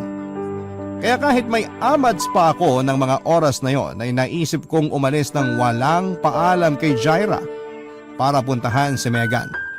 Miss na miss ko na po siya, Papa Dudut, at gustong gusto ko po siyang makita. Kaya wala na akong pakialam kung magmamaneho man ako ng lasing makarating lamang sa kanya. Kaya lang, dahil sa pagiging padalos-dalos ko, mag-isip ay naaksidente po ako, Papa Dudut. Barangay Love Stories. Barangay Love Stories. Ang kwento sa akin ng mga kaibigan ko ay bumanggaraw ako sa isang rumaragasang truck at inararo nito ang kotse ko. UP po ang sasakyan ko na nagpasirko-sirko pa bago sumalpok sa puno ng mangga. Mirakulong araw po na may pulso pa ako nang dumating ang ambulansya kaya naisugod pa ako sa ospital. Pero kapalit noon ay ang matinding damage sa katawan ko, Papa Dudut. Bali ang tadyang ko at mga buto sa braso, binte at hita. Marami rin akong pasa dahil nalamog ng husto ang katawan ko at malalalim na sugat gawa ng mga bubog na bumaon sa balat ko. Ilang araw din akong walang kamalay-malay kaya alalang-alala sa akin ang mga kaibigan ko, Papa Dudut. Pero mabuti na lamang dahil hindi ko pa oras. Nang magising ako ay kinailangan ko pa po ng mahabang panahon para masiguro na malayo na ako sa kapahamakan. Marami po ako na-realize na mga panahon na yon at pinagpapasalamat ko rin sa Diyos ang second chance na ibinigay niya sa akin at iniisip ko na may dahilan kung bakit hindi pa ako namatay sa aksidenteng kinasangkutan ko. At yun po ang gabi-gabi kong tinatanong sa kanya. Hanggang isang araw ay sinagot niya ang tanong ko matapos magpakita ni Megan sa ospital para dalawin at kausapin ako, Papa Dudut. Doon niya sinabi sa akin ang totoong rason kung bakit kung bakit siya nakipaghiwalay sa akin. At kahit na matapos naming mag-usap ay gulong-gulo pa rin ako, Papa Dudut. Ewan, dala siguro ng trauma ko sa aksidente. Mga gamot na tinurok nila sa katawan ko o kung ano paman. Hindi ko po na-absorb ang sinabi ni Megan at naiwan akong tulala at nag-iisip. Nang mga panahon na yon, sina Juno at Jaira ang nauna sa ospital para puntahan ako, Papa Dudut. At nang pumasok nga si Juno sa kwarto ko ay napansin niyang balisa ako kaya nilapitan niya ako kaagad para kausapin.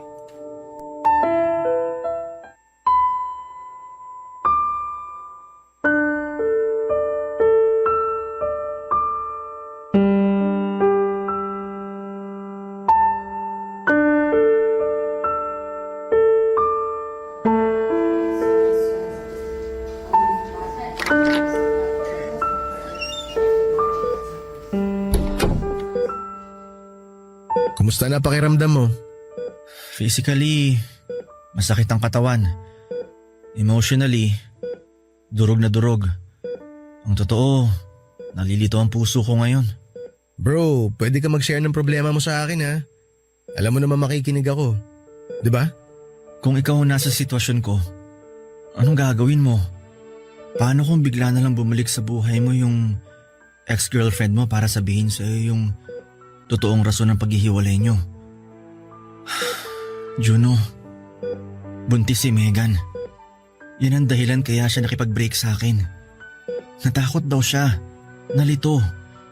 At nung time na yon naiisip niyang ipalaglag ang baby namin pero nakonsensya siya kaya pinagpatuloy niya ang pagbubuntis. Ngayon gusto niya makipagbalikan sa akin para pareho naming mapanagutan ng baby. Pero natatakot ako na maging tatay kaya hindi ako agad nakasagot. Oo, alam kong anak kong dinadala niya. Kaso ano na lang sasabihin sa akin ng mga magulang ko pag nalaman nilang nakabuntis ako? Natatakot din ako at tinatanong kong sarili ko kung magiging mabuting ama ba ako sa baby namin. Kasi ganito lang ako. Ordinaryong tao na walang maipagmamalaki. Ayokong madismaya sa akin ng anak ko pagdating ng araw. Katulad ng pagkadismaya sa akin ng mga magulang ko. Nahihirapan ako. Nalilito. Hindi ko alam ang gagawin ko, Juno. Alam mo Mark, naniniwala ako na maiintindihan ng mga magulang mo ang sitwasyon mo kung sakaling pangatawanan mo ang pagiging tatay sa anak niyo ni Megan. Oo, nandyan yung posibilidad na madismaya sila pero kahit pagbali-baliktarin mo man ang mundo, sila pa rin ang tutulong sa'yo eh. Pamilya mo pa rin ang kakailanganin mo para malagpasan niyang pinagdaraanan mo. Bro, ano ba ang tinitibok ng puso mo? Sinasabi ba niya na mahal mo pa rin si Megan? Gusto mo pa rin ba na bumuo kayo ng pamilya balang araw? Kasi kung oo, subukan mo pang mas lalong pakinggan ang laman ng puso mo. Dahil naniniwala ako, Mark, na yun ang sagot sa pagkalito mo eh. Sinasabi ko sa iyo to kasi maiksi lang ang buhay. Yang nangyaring aksidente at second life mo, may rason yan. Binuhay ka ng Diyos kasi magiging tatay ka pa sa baby niyo ni Megan. Tungkol naman dun sa sinasabi mong natatakot ka kasi baka hindi ka maging mabuting tatay, ang totoo bro, ikaw lang din naman na makakasagot nun eh. Pag-isipan mong mabuti lahat Mark, huwag kang matakot na magsimula ulit. Kasi hindi pa naman huli ang lahat eh. Basta lakasan mo lang ang loob mo. Tsaka ngayon ka pa ba talaga panghihinaan ng loob? Eh may mas rason ka na nga para mas maging mabuting tao at mas maging mabuting tatay sa magiging anak niyo. Kayang-kaya mo yan bro. Naniniwala ako sa'yo. Maraming salamat, Juno. Dahil sa sinabi mo parang nabunutan ako ng malaking tinik sa dibdib. Tama ka naman na dapat ko na talagang ayusin ang buhay ko dahil magiging tatay na ako. Gusto kong ipagmalaki ako ng anak ko balang araw. At ngayon pa lang pinapangako ko na magsisikap ako para mabigyan ko siya ng magandang buhay. Hindi ko alam kung paano magsisimula o kung saan. Pero hindi ako susuko. Tama ka. Kayang-kaya ko to. Sa ngayon, ang isipin mo na lang muna yung gumaling ka ng husto. Magpalakas ka para mas magampanan mo ng mabuti ang mga susunod na chapter ng buhay mo. Bro, ngayon pa lang, proud na ako sa'yo. Thank you, Juno. Sana talaga maging maayos na ang lahat. Sa aming magkakaibigan, si Juno talaga yung hindi ko inaasahang mag-pep talk sa akin, Papa Dudut. May pagka-weird kasi ang isang yon pero alam ko naman na matalino siya. Hindi ko lang ina-expect na sobrang lalim niyang mag-isip at magsalita na parabang may pinaguhugutan ng lahat ng sinasabi niya sa akin. Pero thankful po ako sa kanya dahil nagkaroon ako ng direksyon ng mga panahon na yon. Kaya nga nang makalabas ako ng ospital, matapos kong gumaling ay kinausap ko si Megan at humingi ako ng panahon sa kanya para makapag-isip-isip. Bagay na nirespeto at binigay naman niya sa akin. Gusto ko lang pong linawin na wala akong intensyon na takbuhan ng responsibilidad ko bilang tatay sa magiging anak namin. Pero gusto ko lang ding ihanda ang sarili ko sa realidad na magiging magulang na ako. Marami po akong regrets, Papa Dudut, tulad ng kung sana nagpakatino ako noong nag-aaral ako para nakatapos ako at nagkaroon ng mas maayos na trabaho na kumikita ng higit sa sinasahod ko noon para naman mabigyan ko ng maayos na buhay ang mag-ina ko. Nandun pa rin po yung pag-iisip na hindi ko pa rin po alam kung kakayanin kong maging ama sa magiging anak namin. Pero desidido po ako na bumuo ng pamilya kasama si Megan dahil mahal na mahal ko pa rin siya. Oo, Papa Dudut, mahal na mahal ko pa rin ang ex-girlfriend ko.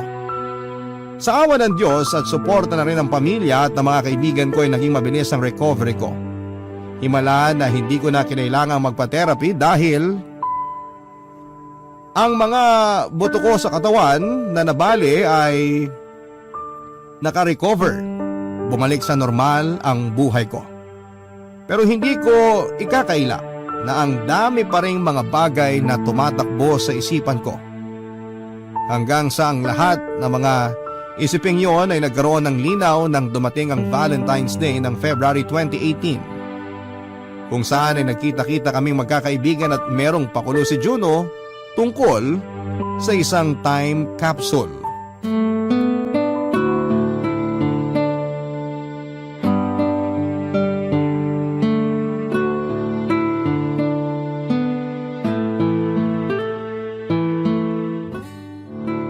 Hi! Kanina pa ba kayo? Medyo, pero okay lang. Kung late ka, mas late si Phoebe. Hahabol na lang daw siya. Bakit daw siya malilate?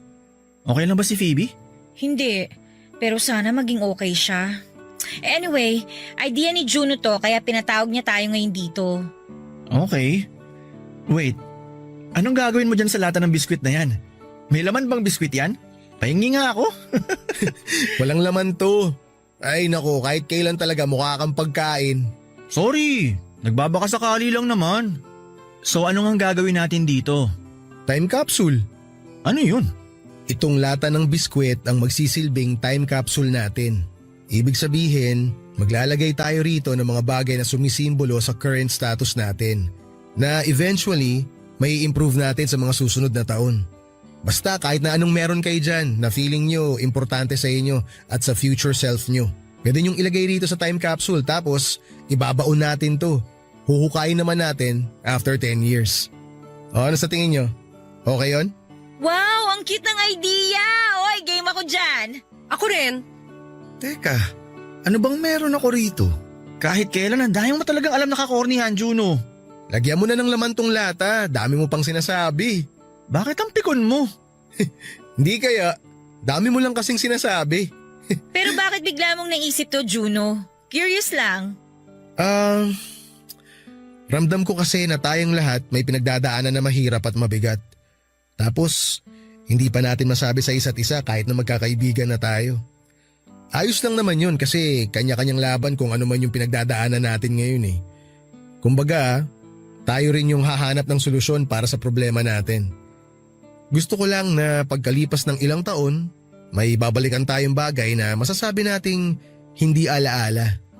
Tapos, pag nagkita-kita tayo, pwede natin pagkwentuhan kung ano yung nilagay nating mga bagay sa time capsule. Kasama na rin lahat ng mga realization at mga lesson na natutunan natin sa buhay. In fairness Ang ganda na naisip mo, Juno. Sabi ko naman sa'yo eh, wala ka lang bilib. Pakiramdam ko bumalik ako sa pagiging high school. Di ba uso tong mga gantong time capsule noon? Oo, patok nga yan nun. Excited na tuloy ako sa mga mangyayari sa susunod. Kahit na walang kasiguruhan ng buhay. At mas madalas natatakot tayo sa mangyayari bukas. Ang lalim naman ng hugot mo, Apollo. Ano? Akala mo ikaw lang ang imotero rito? Tama, pareho kayong madrama. Grabing mga lalaking to. Hindi ko kayo kinakaya ha. Mas maarte pa kayo sa aming mga babae. Uy Maya, wag mo akong dinadamay dyan ha. Sina Apollo at Mark lang ang imotero sa barkada. Ang daya nito. Imotero ka rin naman ah. Walang iwanan. Hindi naman ako mangiiwan eh. Magkakasama tayo hanggang dulo.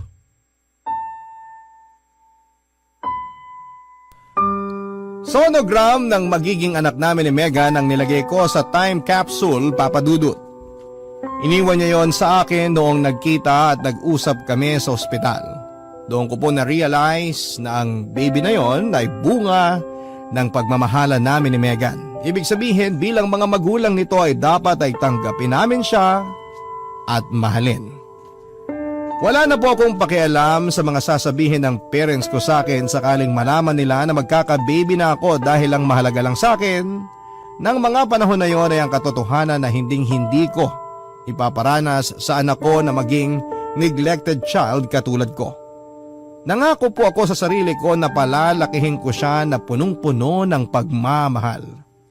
Kaya nga nang maghiwa-hiwalay kaming magkakaibigan that night ay dumiretso po ako sa bahay ni na Megan para kausapin siya at ayusin ang relasyon namin. At dahil mas matindi po ang kagustuhan naming maging mabuting magulang sa baby namin at ihemplo na rin ito paglaki ay nagkabalikan kami at nang sumunod na taon ay nagpakasal na. Tulad ng inaasahan, disappointed sa akin ang parents ko pero pinaglaban ko po at pinanindigan ang mag-ina ko, bagay na nakita nila sa akin kaya na-realize nila na nagbago na ako. Kumbaga hindi na ako yung dating Mark na sakit sa ulo dahil pilit ko pong pinagbubuti ang disposisyon ko sa buhay para sa pamilya namin ni Megan. Hindi nagtagal ay naging okay din po ang relasyon namin ng mga magulang ko at ang baby namin na unang apo nila ang nagkonekta sa amin para tuluyang mabuo at maging isang pamilya, Papa Dudut. Napakasaya ko po kaya lalo akong nagsikap sa buhay para mapaunlad ang aking sarili. Sa tulong ng mga magulang ko ay nakapag-umpisa kami ng negosyo ni Megan na kumikita ng stable. Hindi na ako empleyado tulad ng dati dahil ako na ang boss sa sarili naming negosyo. Plus meron pa akong maraming oras para sa pamilya ko.